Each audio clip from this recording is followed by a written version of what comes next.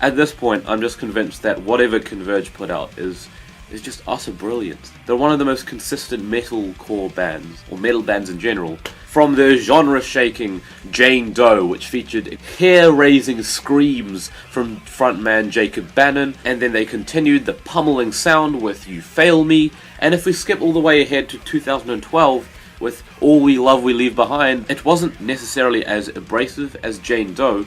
However, it was still a fantastic record, lumbering, there was a lot of power in the riffs and the vocal performances. This was my favourite Converge release to date. And then they went ahead and released The Dusk In Us.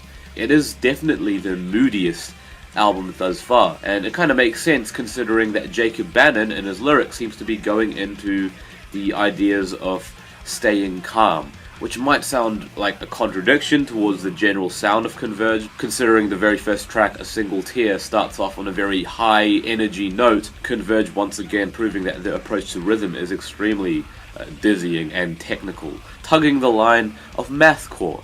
However, most of this album being shrouded in mood and a cold, dusky atmosphere, which makes sense considering the title of this thing, referring to those moments when we are the most tranquil and cool-headed, and kind of using these as moments to be introspective and kind of reflect on ourselves. Jacob Bannon uses as a means to delve into his experiences with fatherhood. This thing is a very thoughtful metal release, but it still goes hard at the best of times.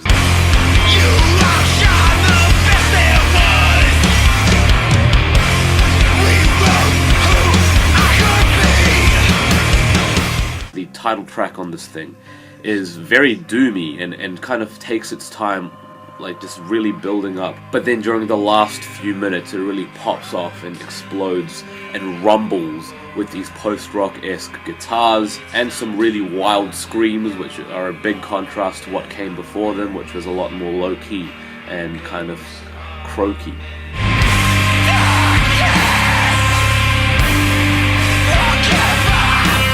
This thing does a fantastic job exploring mood, and if you haven't been able to get into an album like Jane Doe, which is so much more freakish with its anger and its catharsis, then I highly recommend you check this out if you want something a little more atmospheric and kind of taking its time a little bit more. Kurt Ballou, once again, proving his chops with producing hard metal releases. Yep, I'm loving this album. I'm giving it an 8 out of 10.